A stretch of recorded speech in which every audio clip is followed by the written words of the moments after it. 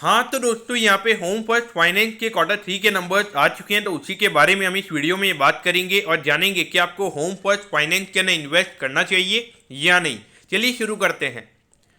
तो देखिए, सबसे पहले अगर हम यहाँ पे रेवेन्यू के नंबर्स की अगर हम बात करेंगे तो पिछले क्वार्टर के कंपैरिजन में ये नंबर 8% से हमें बढ़ता हुआ नजर आया है और ये नंबर आया है 205 करोड़ पे। तो ऑल ओवर देखा जाए तो यहाँ पे एक अच्छा रेवेन्यू ग्रोथ हमें यहाँ पे देखने को मिल रहा है। अगर हम प्रॉफिटेबिलिटी की बात करेंगे तो ये नंबर भी 8% से हमें बढ़ता हुआ नजर आया है और ये नंबर आया है 58 करोड़ पे। और ऑल ओवर देखा जाए तो यहाँ पे जो कॉस्ट ऑफ बोरिंग लगातार यहाँ पे बढ़ रही है एनबीएफसीज के लिए, तो उसकी वजह से मार्केट को लग रहा था कि काफी ज्यादा इफेक्ट पड़ेगा। तो लेकिन यहाँ पे मेरे ख्याल से 8% का क्वार्टरली बेसिस पे अगर हमें ग्रोथ देखने को मिल रहा है तो डेफिनेटली ये नंबर्स हमें यहाँ पे अच्छे नजर आते हैं।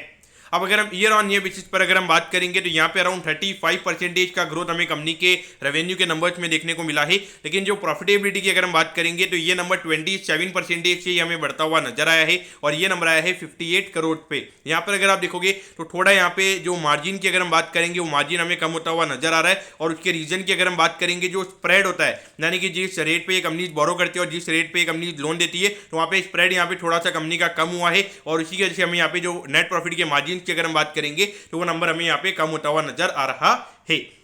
लेकिन देखिए, एक चीज आपको यहाँ पे माइंड में रखनी चाहिए कि जो लगातार यहाँ पे जो प्रॉफिटेबिलिटी यहाँ पे इन कंपनीज की बढ़ती हुई नजर आ रही है, तो इसकी वजह से इनकी जो क्रेडिट रेटिंग की अगर हम बात करेंगे तो आने वाले टाइम पे काफी अच्छे तरीके से क्रेडिट रेटिंग हमें इंप्रूव होती हुई नजर आएगी। तो इसकी वजह से अगर हम बात करेंगे तो आने वाले टाइम पे जो कॉस्ट ऑफ बोरिंग है इन कंपनीज की वो हमें कम होती हुई नजर आएगी और जो स्प्रेड की अगर हम बात करेंगे आने वाले टाइम पे हमें और इंप्रूव होता हुआ नजर आएगा। और देखिए, कहीं ना कहीं अगर आप देखोगे अगले साल इलेक्शन है तो आने वाले 1 या 2 क्वार्टर्स के अंदर हमें यहाँ पे आरबीआई की तरफ से रेट कट भी देखने को मिल सकता है और अगर रेट कट यहाँ पे अगर 1-2 क्वार्टर्स में अगर होता है तो वहाँ पे फिर से जो इनके जो स्प्रेड जब भी कम हुए थे वो फिर से हमें इंप्रूव होते हुए नजर आएंगे।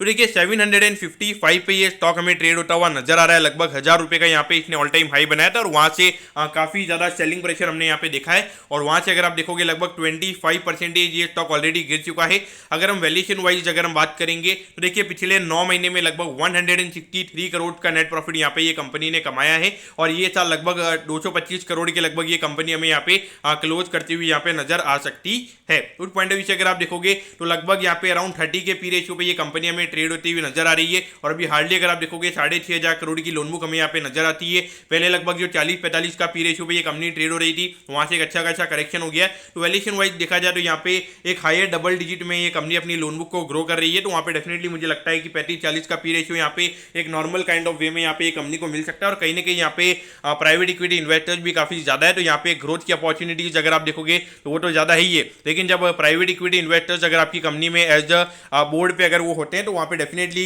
काफी ज्यादा रिस्क लिए जाते हैं और जो कभी कभार अगर अच्छी हुई में चले जाते हैं तो कहीं ना कहीं यहाँ पे ग्रोथ की अगर हम बात करते हैं तो ज्यादा ग्रोथ हमें वहाँ पे देखने को मिलती है। तो डेफिनेटली देखा जाए तो मुझे यहाँ पे कॉर्पोरेट गवर्नेंस के पॉइंट ऑफ व्यू से भी ये कंपनी यहाँ पे सही नजर आती है और वैल्यूएशन भी यहाँ पे काफी अभी अंडर कंट्रोल मुझे नजर आता है। तो अगर long term point of view से अगर आपको इन्वेस्ट करना है तो मेरे ख्याल से ये कंपनी में आप इन्वेस्ट कर सकते हैं। तो दोस्तों, मैं होप करता हूँ कि होम फर्स्ट फाइनेंस के जो क्वार्टर 3 के नंबर्स हैं वो आपको अच्छे समझ में आगे होंगे। अगर आपकी कोई भी क्वेरीज है आप कमेंट कीजिए, मैं जरूर आपके कमेंट पर रिप्लाई करूंगा। ओके दोस्तों, thank you, have a nice day.